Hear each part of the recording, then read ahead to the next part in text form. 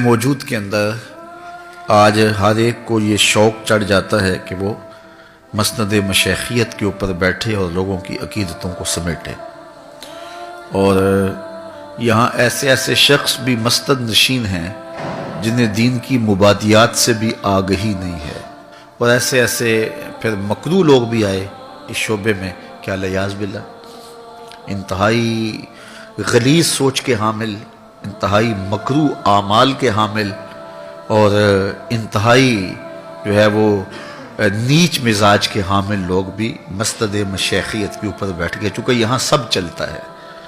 یہاں اگر کوئی گالیاں بھی دے تو اس کو بھی حکمت سمجھا جاتا ہے کہ یہ گالیاں دے رہا ہے، اس کی بدتمیزی کو کہا جاتا ہے یہ حضرت کا جلال ہے۔ تو جبکہ اسلام نے تو ہمیں قیامت کے دن جب نامہ اعمال پہ عمل رکھے جائیں گے تو سب سے زیادہ وزن جس عمل کا ہوگا وہ حسن اخلاق کا ہوگا، شریعت ہمیں یہ بتاتی ہے، اور یہاں اس کو جلال کا نام دے کر کے اس کے لیے جواز قائم کر لیا جاتا ہے۔ پھر وہ گالیاں بھی بکے تو وہ گالیوں کے اندر بھی کہا جاتا ہے کہ ان میں بھی فیض ہے، گالیوں میں بھی فیض ہے۔ فیض تو قرآن میں ہے، فیض تو رسول اللہ کے فرمان میں ہے، فیض تو شریعت بیضا کی پابندی میں ہے، لیکن وہاں بھی گمان کر لیا اور اس پہ اعتقاد پختہ ہو گیا، اور پھر یہاں جو بھی ہے چلتا ہے۔ تو یہ ایک دردناک صورتحال ہے جس سے لوگ اللہ رسول سے دور ہو گئے۔ حضرت سیدنا غوث اعظم رضی اللہ تعالیٰ عنہ نے اس حوالے سے ایک ضابطہ دیا ہے، اور وہ 12 چیزوں پر مشتمل ہے۔ اس کو اس مختصر نشست میں مفصل بیان کرنا تو ممکن نہیں ہے، لیکن اختصاراً آپ کے سامنے میں رکھ سکتا ہوں۔ تو آپ نے کہا کہ مسند مشیخیت کے اوپر بیٹھنے والوں کو 12 صفات کا حامل ہونا ضروری ہے۔ اس میں سے کہا 2 صفتیں اس میں اللہ والی ہوں، ایک اللہ کی صفت ستار کا مظہر ہو، ایک اللہ کی صفت غفار کا مظہر ہو، پردہ پوش ہو، چغل خور نہ ہو۔ دوسری خوبی یہ ہے کہ معاف کر دینے والا ہو۔ 2 خوبیاں رسول کریم صلی اللہ علیہ وسلم والی، ایک شفیق ہو، دوسرا رفیق ہو، شفقت مزاج میں گندی ہوئی ہو، رفیق ہو، رفاقت کے حق کو جانتا ہو۔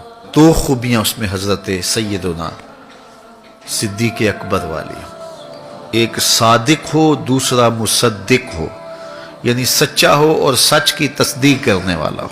2 خوبیاں حضرت عمر رضی اللہ تعالی عنہ والے ہوں، ایک امر بالمعروف کرے، دوسرا نہی عن المنکر کرے، برائی سے منع کرنے والا اور نیکی کا حکم دینے والا۔ 2 خوبیاں حضرت عثمان غنی والی ہوں، رات کو تلاوت کرے، صبح اٹھ کے سخاوت کرے، شب زندہ دار ہو اور دن کو سخاوت کریں۔ حضرت غوث اعظم رضی اللہ تعالیٰ عنہ ایک مقام پہ فرماتے ہیں آدھا فقر بھوکوں کو کھانا کھلانا ہے اور ننگوں کو لباس دینا ہے، آدھی فقیری یہ ہے۔ 2 خوبیاں حضرت سیدنا علی المرتضیٰ والی ہیں، ایک عالم ہو، دوسرا بہادر ہو۔ جاہل مسند مشیخیت کے اوپر بیٹھنے کے قابل نہیں ہے۔ دوسرا بہادر ہو، جرأت مند ہو، بات کرنے کی ہمت رکھتا ہو۔ حضرت غوث اعظم رضی اللہ تعالیٰ عنہ فرماتے ہیں اگر ان 12 خوبیوں کا حامل ہے تو وہ اس قابل ہے کہ وہ مسند مشیخیت کے اوپر بیٹھے۔ اب میں اور آپ دیکھیں کہ دور موجود کے اندر ایسے ایسے بدبخت لوگ ہیں، اور لوگ ان سے اپنی عقیدتیں وابستہ کیے ہوئے ہیں۔ یہ روز سوشل میڈیا پہ اور اخبارات میں اور مختلف ٹی وی چینلز پہ کوئی نہ کوئی جو ہے وہ کہانی ہمارے سامنے آتی ہے، اور لوگ پھر ہمیں فون کرتے ہیں جناب اس کے بارے میں کچھ بیان کیجئے۔ میں نے کہا ہم نے تو اللہ رسول کا بتلایا ہوا معیار دیا، ایمان اور تقوی، اور ہمارے بزرگوں نے پھر اس کو کھول کھول کے بیان کیا، اور حضرت غوث اعظم نے تو کتنی کشادگی کے ساتھ ایمان اور تقوی کی تشریحات کر دی ہیں۔ لوگوں کی عقیدتیں جب لوگوں سے وابستہ ہوتی ہیں تو اس میں جب اندھا پن آتا ہے تو اس نے بہت سارا جو ہے وہ نقصان کیا ہے۔ اس لیے جاگتی آنکھوں سے زندگی گزاریے گا، اور کسی شخص کو رہبر دل بنانا ہے تو پھر اتنی جلدی تو دل کا سودا نہیں کر دینا چاہیے، اس کو ہر طرح سے پرکھنا چاہیے اور غور و تدبر کرنا چاہیے۔ ایک پلاٹ خریدنا ہو تو کتنی محنت کرنی پڑتی ہے اور کس قدر آپ دیکھتے ہیں کہ اس کے کیا فوائد اور کیا نقصان ہے، ہر پہلو سے دیکھتے ہیں. تو انسانی زندگی میں سب سے اہم چیز تو اس کا دل ہی ہے نا. تو دل کا سودا بس ایسے کسی کے کہنے پہ نہیں کر دینا. دل کا اطمینان اور اس میں وہ شرائط جو ہمارے مشائخ نے، ہمارے بزرگوں نے رکھی ہیں، بدرجہ اتم نہ صحیح لیکن اس کا عکس اور سایہ ضرور دکھائی دے. اللہ اپنا خاص کرم فضل ہم سب کے شامل حال فرمائے.